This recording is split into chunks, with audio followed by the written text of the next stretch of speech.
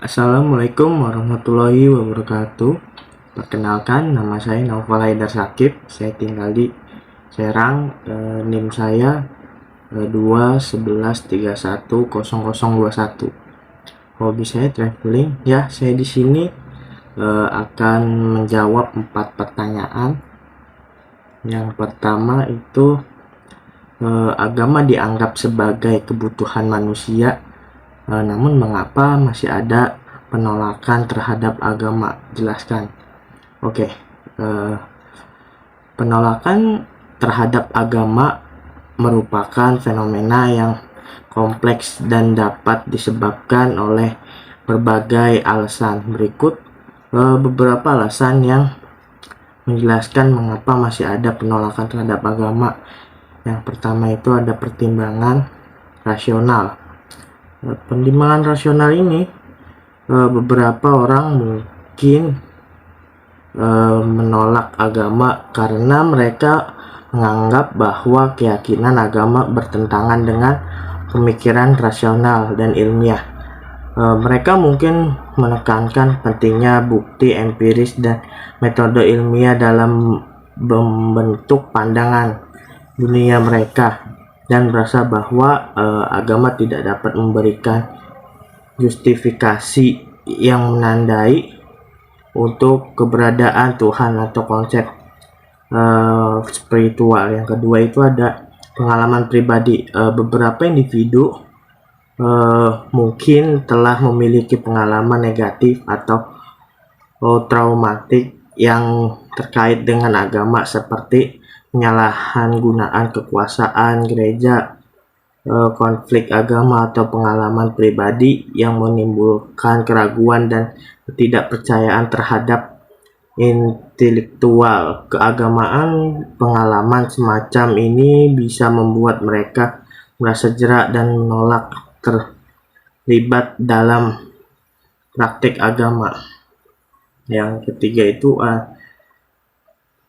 ada pluralitas agama. Masyarakat modern seringkali dihadapkan pada keragaman agama dan pandangan dunia yang berbeda. Beberapa individu mungkin menolak agama karena mereka merasa bahwa tidak mungkin satu agama dan memegang kebenaran absolut, dan bahwa semua agama memiliki niat yang sama. Mereka mungkin lebih memilih untuk menjaga sikap skeptis atau menjelajahi spiritual yang tidak terikat dan dogma agama.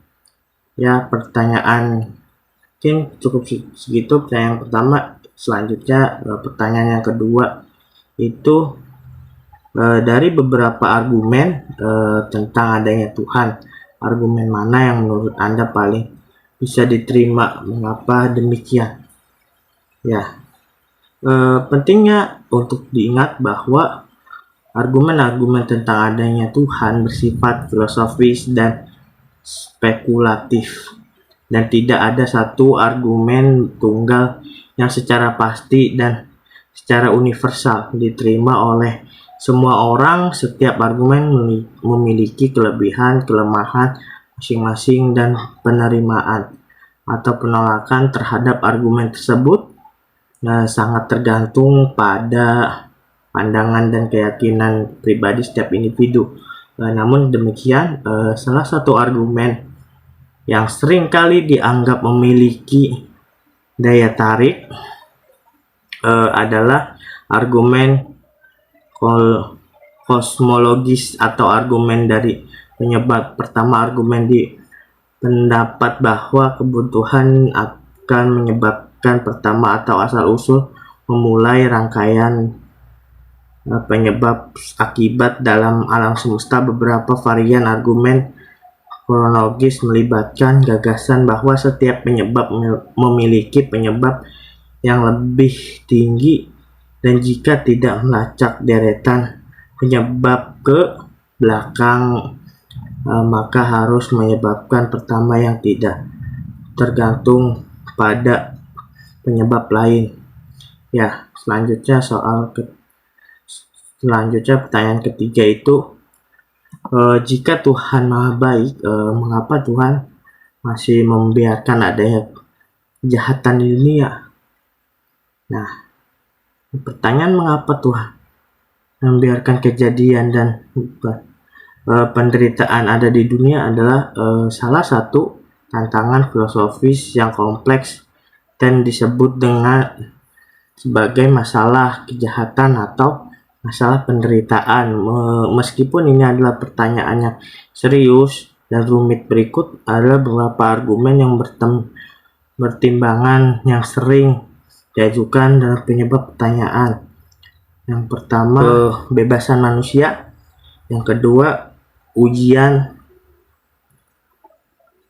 dari pertumbuhan spiritual. Yang ketiga, keterbatasan pemahaman manusia. Dan yang keempat, pemulihan dan terjaya keselamatan. Nah, jadi itu ada 4 poin yang pertimbangan yang sering menjawab pertanyaan tersebut ya. Selanjutnya pertanyaan keempat, apa sih pesan Anda tentang mata kuliah filsafat agama? Nah, mata kuliah filsafat agama memiliki nilai tentang dalam agama memberikan kesempatan bagi para mahasiswa mempertimbangkan isu-isu filosofis yang teologis dan etis yang berkait dengan agama, pemahaman yang mendalam. Mata kuliah filsafat agama memberikan kesempatan bagi para mahasiswa untuk mendalami konsep agama, doktrin dan keyakinan secara lebih mendalam. Mereka mempelajari tentang berbagai aliran pemikiran dan pendekatan filosofis yang berhubungan dengan agama-agama tertentu atau fenomena keagamaan secara umum. Ya, mungkin cukup sekian jawaban-jawaban dari pertanyaan. Kurang lebihnya mohon maaf. Assalamualaikum warahmatullahi wabarakatuh.